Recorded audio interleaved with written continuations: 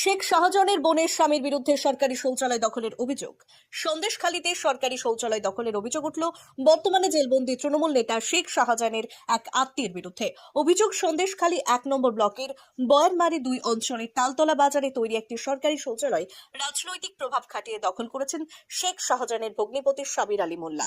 তালতলা বাজারের কাছে পঞ্চদশ অর্থবর্ষে প্রায় 4.5 লক্ষ টাকা খরচে কয়েকদিন আগে তৈরি হয় একটি সুলভ শৌচালয়। অভিযোগ, তৈরি হওয়ার পরে শৌচালয়টি দখল করে নেন শেখ শাহজাহানের বোনের স্বামী তৃণমূল নেতা সাবির আলী মোল্লা। অভিযোগ, শৌচালয়ের ভেতর পাথর বসিয়ে রং করে নিজের মতো তৈরি করে নিয়েছেন সাবির।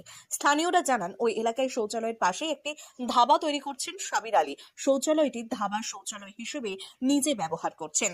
এই শৌচালয় সাধারণ মানুষ ব্যবহার করতে পারে না। শেখ শাহজাহান জেলে থাকলেও কি রাজনৈতিক প্রভাব খাটিয়ে শেখ শাহজাহানের বোনের স্বামী এই শৌচালয় দখল করে নিয়েছে? অবিলম্বে এই শৌচালয় দখল মুক্ত করে জনসাধারণের কাছে ফিরিয়ে দেওয়া হোক।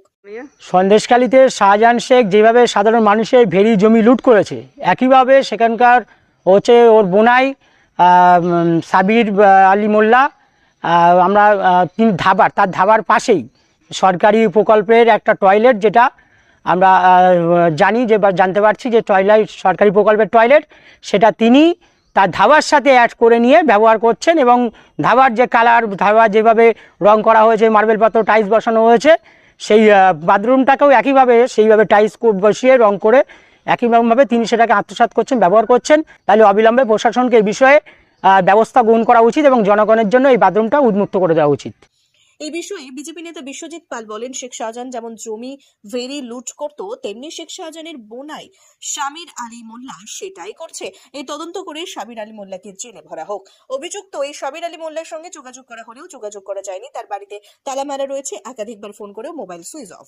এই বিষয়ে সন্দেশখালী 1 নম্বর ব্লকের ভিডিও সায়ন্তন সেন বলেন, এই সরকারি সম্পত্তি এইভাবে দখল করা যায় না, সম্পূর্ণ বেআইনি। পুরো বিষয়টি দেখছে, এই বিষয়ে তদন্ত করে ব্যবস্থা গ্রহণ করা হবে। মানে এটা তো সমষ্টিগত সম্পত্তি, এবং এটা যদি কেউ ব্যক্তি মালিকানার জন্য দখল করতে চায় তাহলে সেটা তো অপরাধ।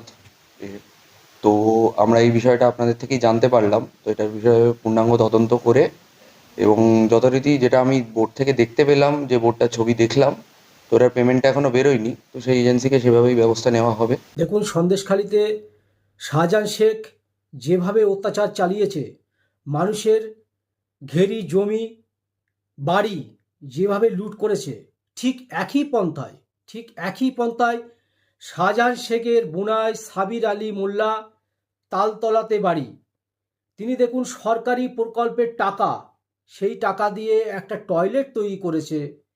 সেই টয়লেটের কালার, তেনার বাড়িতে যে কালার করা আছে সেই কালার, তেনার বাড়িতে যে টাইলস লাগানো আছে সেই একই কালার, কিন্তু সেই টয়লেট কিন্তু সাধারণ জনগণকে ব্যবহার করতে দেওয়া হয় না।